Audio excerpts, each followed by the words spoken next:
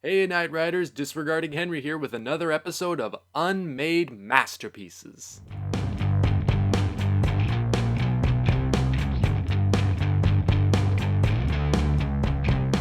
We're finishing a Topiary today, so let's not waste any more time and get right to it.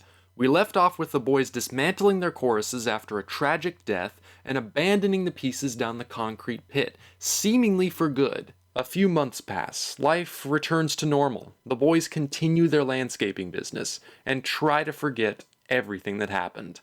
Only some of them can't. Carter begins to suspect Albert and a few of the other boys might have somehow recovered the fronds and are now trying to build another chorus.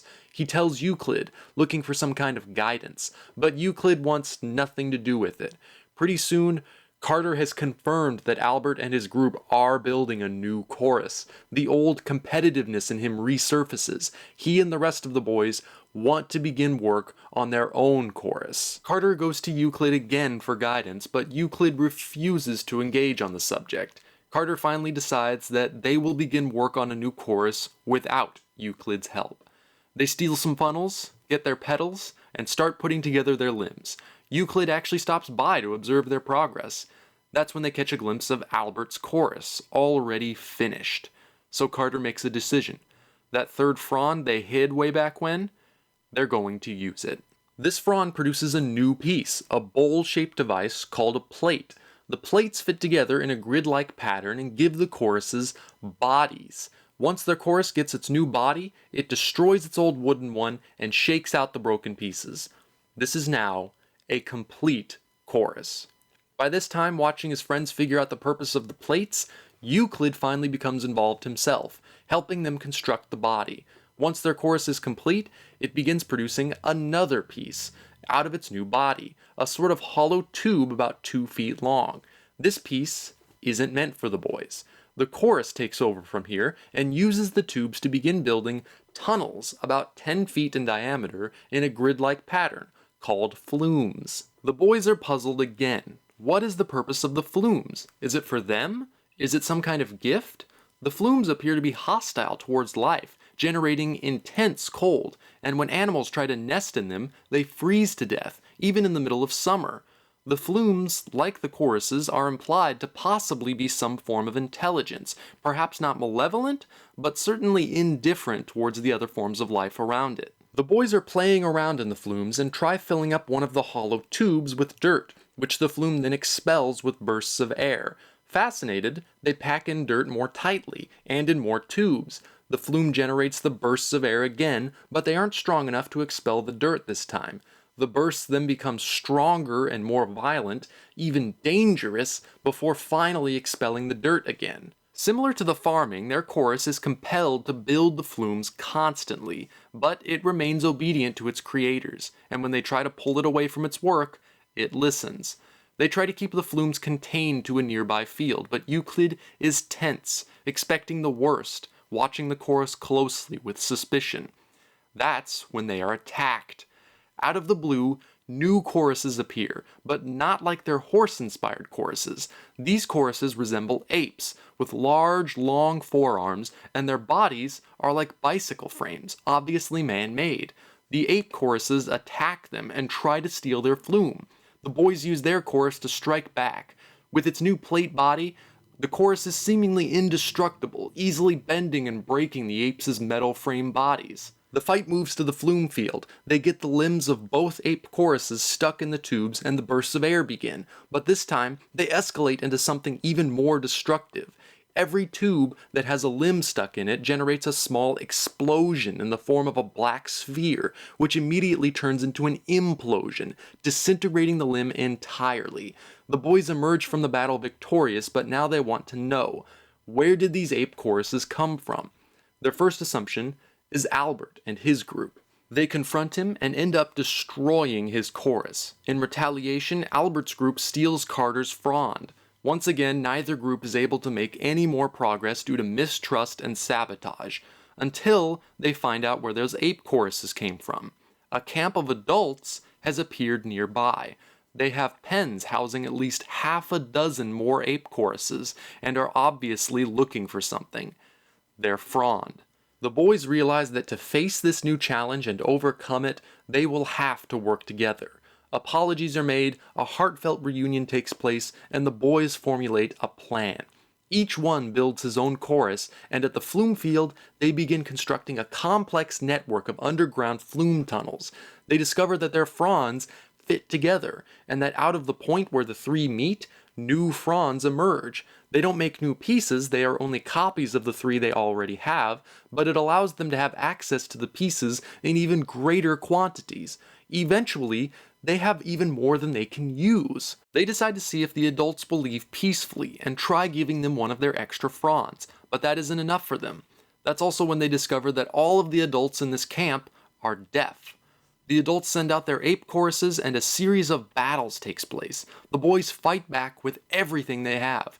They destroy most of the ape choruses and even kill a few of the adults in scenes of unexpected and shockingly harsh violence.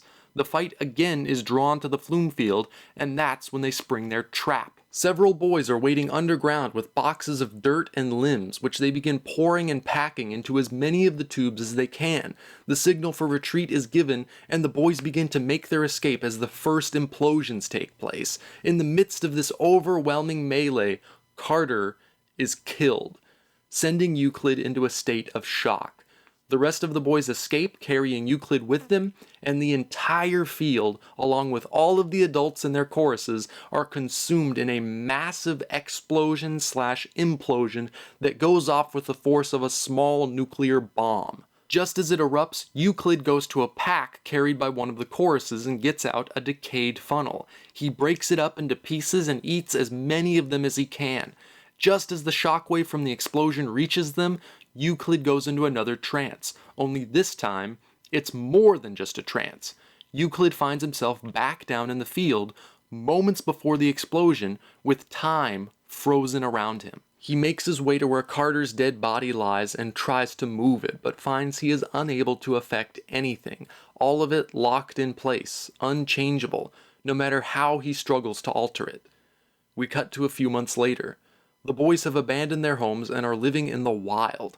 They have dismantled their choruses and combined them into one massive chorus the size of a dragon, which they use for protection and to hunt game for food.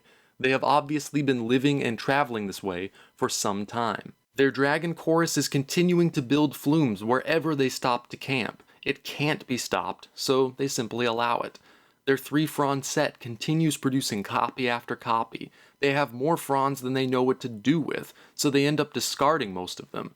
In the final scene, Albert eats a piece of a broken funnel and goes into his own trance.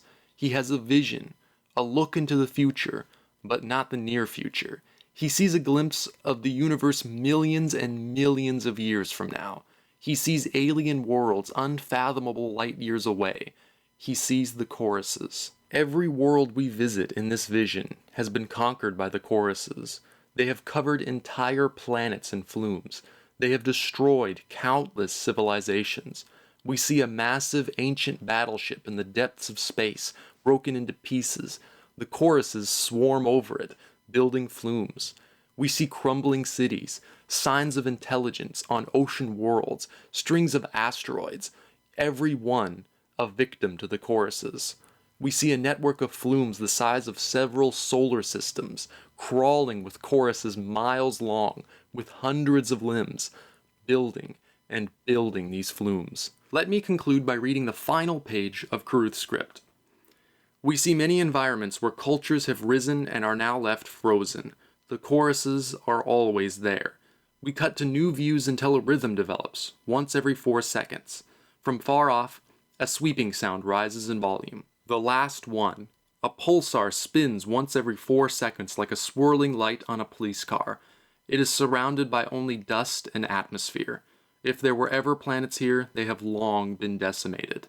Each rotation of the pulsar ejects radiation that burns off a portion of the atmosphere, making a brilliant, colorful photochemical effect that accompanies the sweeping sound.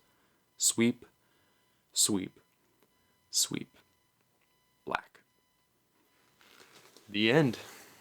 I can't even begin to put into words the sense of awe this story leaves me with.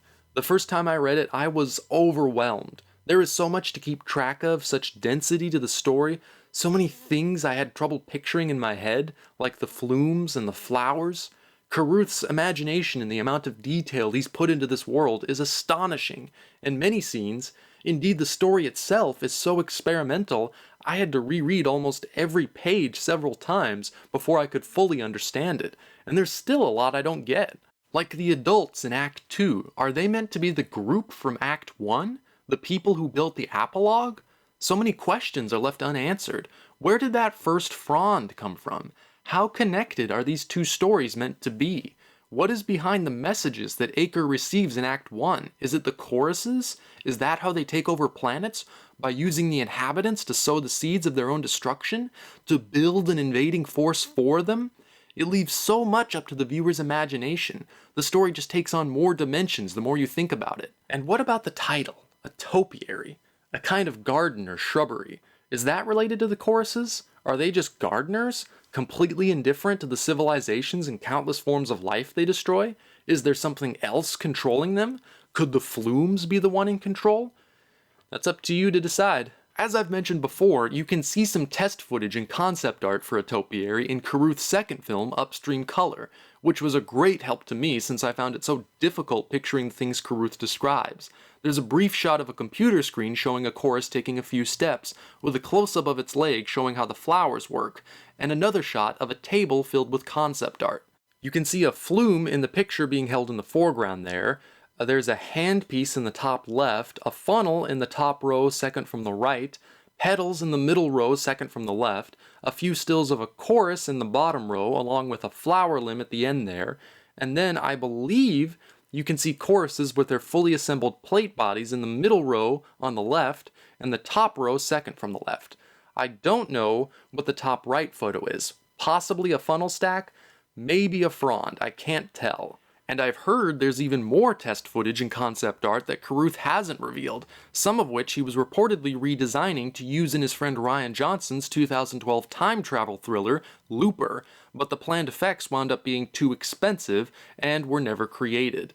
I'm just dying to see the rest of that footage though. This is one of the most original, ambitious scripts I've ever read. If Carruth had actually managed to make this, I can only imagine how much work he would have had to put into bringing it to life. The sheer scope of it, the fact that he would have been creating these mind-blowing effects himself.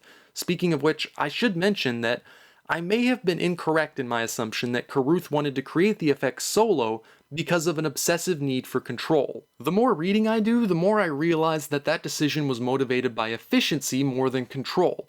Carruth considered the traditional Hollywood practice of hiring multiple overseas third-party effects companies too expensive and wasteful, and deduced that keeping the effects production localized, i.e. doing it all himself, would cut down hugely on costs. As a matter of fact, that outdated policy of effects production is exactly the reason his planned contribution to Looper was cut. Another big factor to consider is that most of the film would have been carried by a cast of children, who would have had to perform some very difficult, emotional scenes, which play out in extremely subtle ways. Carruth would have likely spent months just on the casting of those roles, looking for just the right kids that could have made it work, and I have no doubt making that second act would have pushed him to his limits as a director. And I don't know if he was planning on casting himself in this movie, as he's done with his other films. Again, likely decisions that have more to do with economics than ego.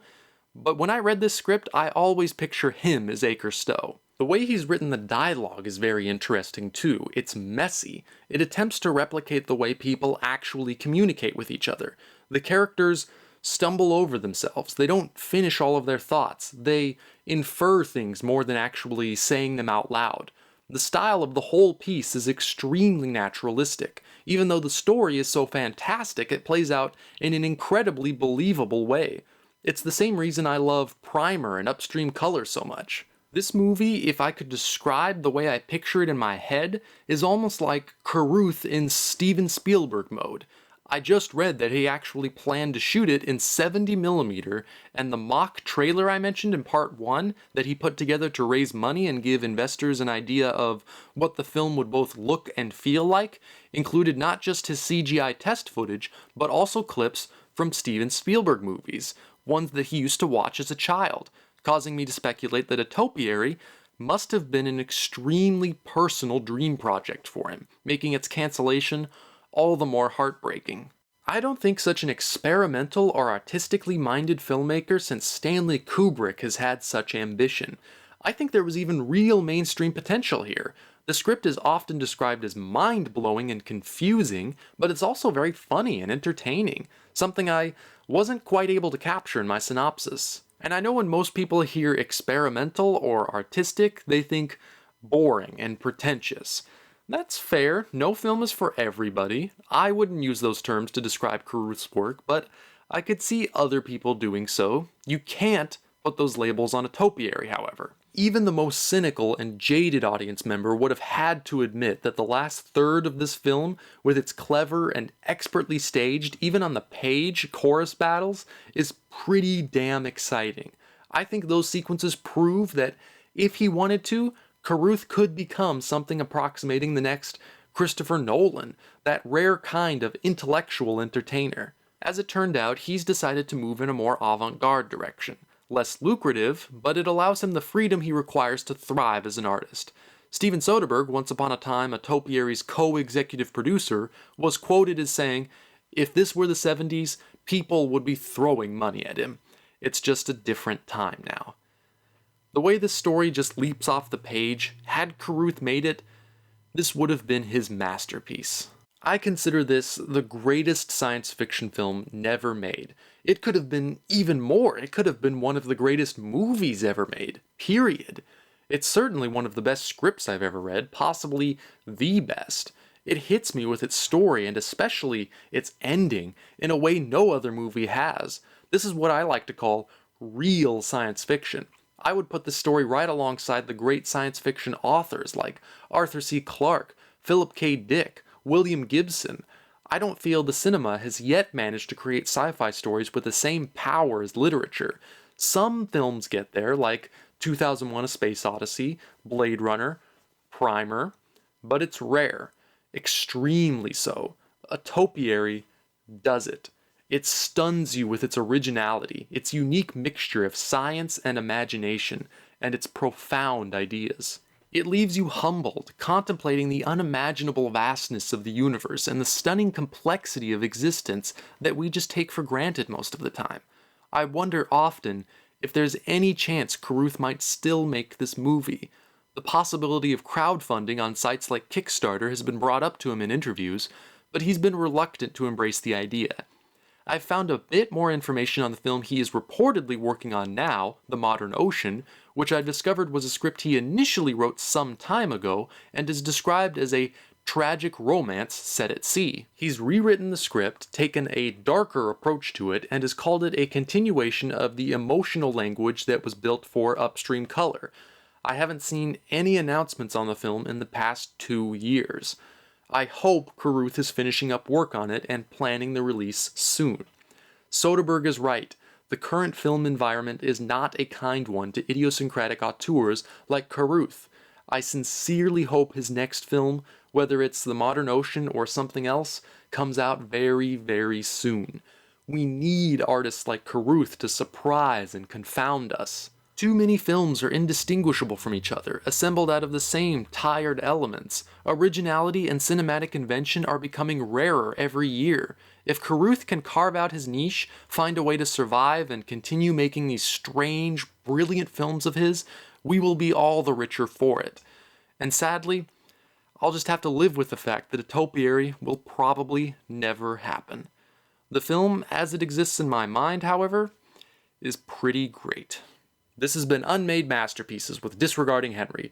Thank you so much to everyone who's been watching, and please stay tuned for more. I've got some Unmade Masterpieces from another idiosyncratic auteur, Harmony Korine, coming up next. So please like the video or leave a comment if you'd like to see more, maybe even leave a suggestion for a future episode, and don't forget to subscribe.